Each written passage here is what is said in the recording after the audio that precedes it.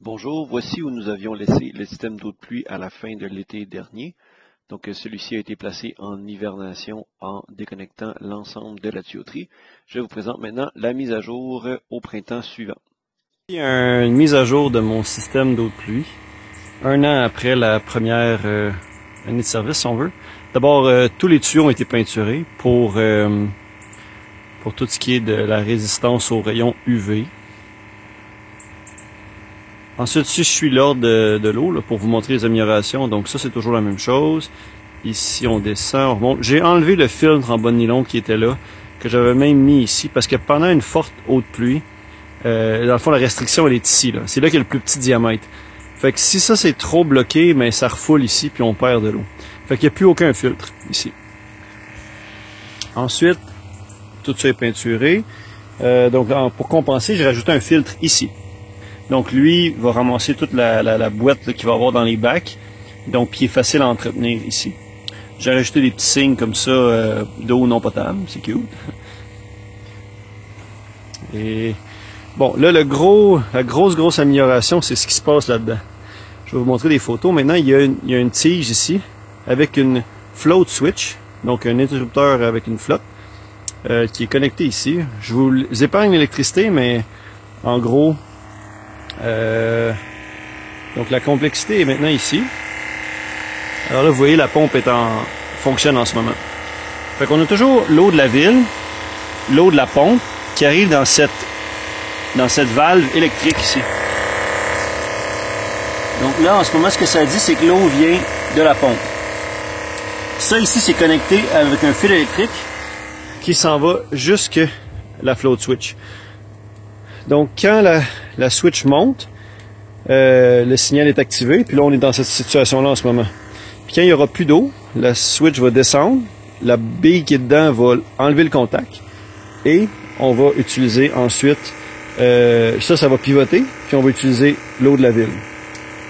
J'ai aussi implanté un système d'irrigation, donc vous voyez tous les tuyaux ici, il y a 6 tuyaux qui s'en vont partout sur le terrain, je vais vous montrer des photos de ça aussi.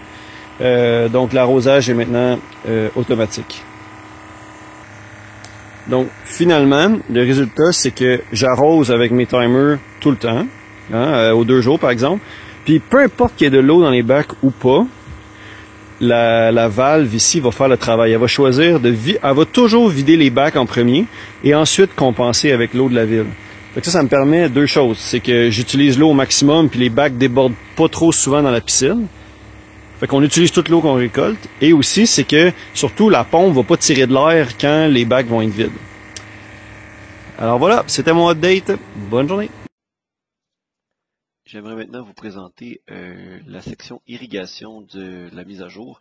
Donc, je voulais arroser ma pelouse de façon automatique. Alors, j'ai installé 6 systèmes d'arrosage, donc 5 oscillateurs, puis un oscillateur disons vertical, partout sur le terrain avec des boyaux réguliers enfouis dans le sol là, qui seront vidés avec de l'air comprimé à l'automne. Donc, ceux-ci ont été installés puis sont branchés dans un minuteur automatique.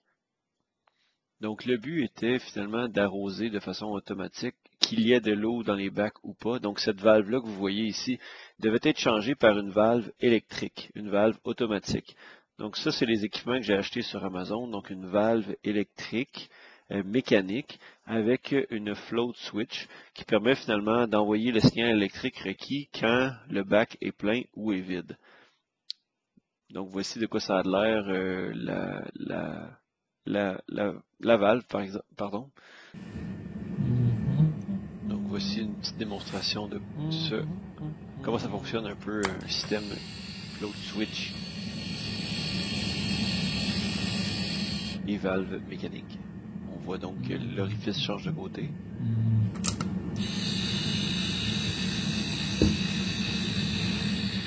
Et voici maintenant une démo avec de l'eau. Regarde bien la petite ligne, elle va changer de couleur, elle va changer de côté, elle va tourner.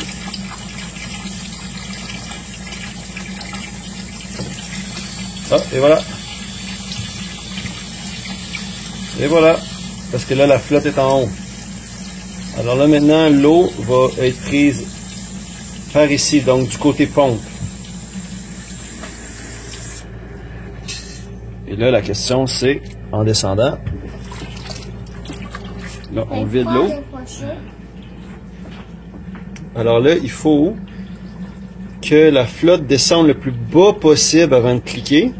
Puis il faut absolument qu'elle clique. Touche pas, Charlie. Je t'ai dit, touche pas. Sinon, ok, enlève-toi, je fais un film, hein, bébé. Sinon, ben, si elle clique pas, la pompe va tirer de l'air. Ça va tourner de côté. Touche.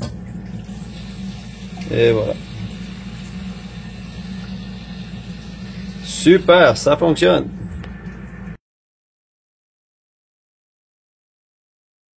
Petite démo. J'arrose là-bas. Et ça, qu'est-ce que c'est? C'est... Wouhou! Alors la pompe fonctionne. L'entrée d'eau est du côté pompe. Alors c'est l'eau de la pompe qui s'en va dans le tuyau, puis qui s'en va dans le sprinkler, puis qui part. Fait que là maintenant, si ça ici, là je peux pas, la seule façon que je peux le mimer, c'est si je lève ça, la flotte va tomber. Hein? C'est comme s'il n'y a plus d'eau de pluie. Fait que ça c'est la meilleure façon que j'ai de le faire. Là je le lève. Et là c'est seamless. Ça a changé de débit. Là j'entends plus la pompe. Là, je vais me dépêcher, je vais le faire rentrer puis je vais aller voir ce qui se passe. Comme ça. On voit la valve qui switch et la pompe qui revient. Ça fonctionne. Il y a beaucoup de fils par contre. Donc voici donc où j'en suis avec mon système d'eau de pluie et pour l'instant ça me satisfait comme ça. Je pense que c'est à peu près la fin ou en tout cas du moins c'est une belle étape de franchie avec les branchements automatiques qui permettent finalement d'arroser de façon automatique la pelouse, qu'il y ait de l'eau ou pas dans les bacs. Donc merci pour votre attention et bonne chance si vous vous lancez dans un projet similaire.